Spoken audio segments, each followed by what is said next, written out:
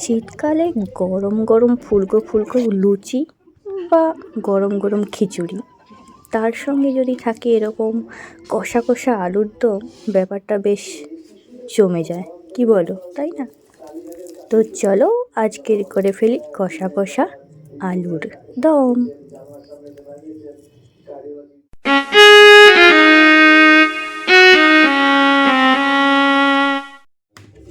আলুর দম বানানোর জন্য এখানে আমি মিডিয়াম সাইজের 6টা আলু নিয়েছি। আর আলুগুলোকে আমি কিন্তু খোসা ছাড়াইনি, এই অবস্থাতেই ভালো করে ধুয়ে নিয়েছি। এখন আমি এগুলোকে কুকারে দিয়ে দিচ্ছি আর পরিমাণ মতো জল দিয়ে এগুলোকে সেদ্ধ করে নিচ্ছি। কুকারে দিলে আলুগুলো তাড়াতাড়ি সেদ্ধ হয়ে যাবে। যাদের কাছে টাইম খুব অল্প তারা কুকারে সেদ্ধ করে নিতে পারো, নাহলে এমনিই সেদ্ধ করে নিতে পারো কড়াইতে। তো সেদ্ধ করে নেওয়ার পরে আমি এগুলোকে ঠান্ডা করে নিয়েছি। তারপরে আমি আলু থেকে খোসাগুলোকে ছাড়িয়ে নিচ্ছি। এবার আলুগুলোকে মাছ থেকে আমি দুভাগ করে নিচ্ছি।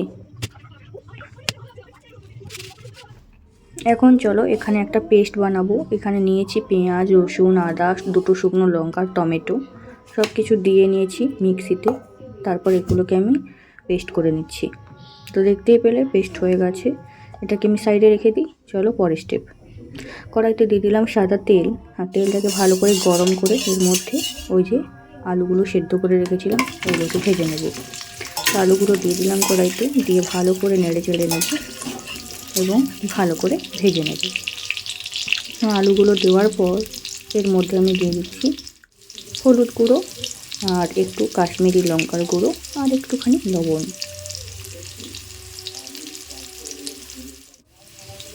সব কিছু দিয়ে মিশিয়ে নেব। তারপর এগুলোকে ভালো করে ভেজে নেব।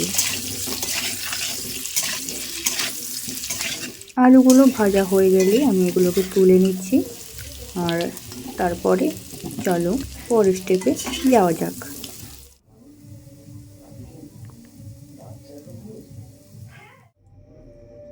কড়াইতে খানিকটা সর্ষের তেল দিয়ে তার মধ্যে দিয়ে দিলাম 2খানা এলাচ। তারপরে দিয়ে দিলাম কিছুটা চিনি। ভালো করে একটু মিশিয়ে নেব। মিশিয়ে নেওয়ার পরে এর মধ্যে দিয়ে দেবো ওই পেস্ট যেটা করে রেখেছিলাম আগে থেকে, পেস্টটা দিয়ে দেবো। এটাকে ভালো করে কষিয়ে নেব, নাড়াচাড়া করে। এটা কষানো হয়ে গেলে এর মধ্যে দিয়ে দেবো ওই যে আলুগুলো দেওয়ার পরে আবারও আলুগুলোর সঙ্গে মশলাটাকে ভালো করে মিশিয়ে নেব। এবার ওপর থেকে দিয়ে দিচ্ছি পরিমাণ মতো হলুদ গুঁড়ো, দিয়ে দিচ্ছি কাশ্মীরি লঙ্কার গুঁড়ো, আর দিয়ে দিচ্ছি জিরে আর ধনের গুঁড়ো, আর দিয়ে দিচ্ছি লবণ, পরিমাণ মতো লবণ দিয়ে দিলাম। দিয়ে এগুলোকে ভালো করে মিশিয়ে নিচ্ছি।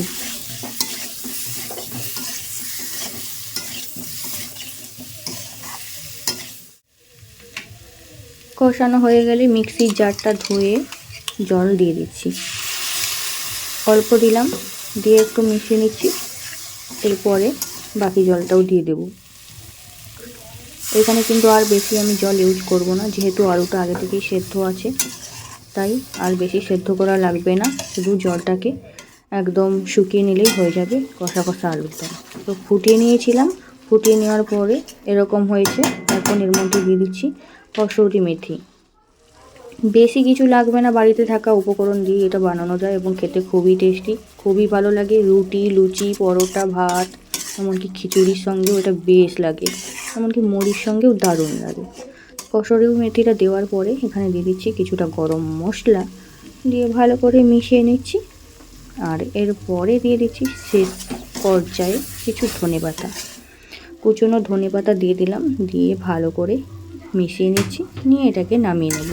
তারপরে এটাকে গরম গরম খিচুড়ি, লুচি, পরোটা, মুড়ি, ভাতের সঙ্গে পরিবেশন করো।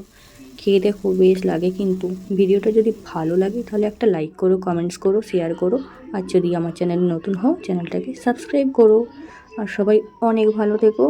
দেখা হচ্ছে নেক্সট ভিডিওতে। টাটা।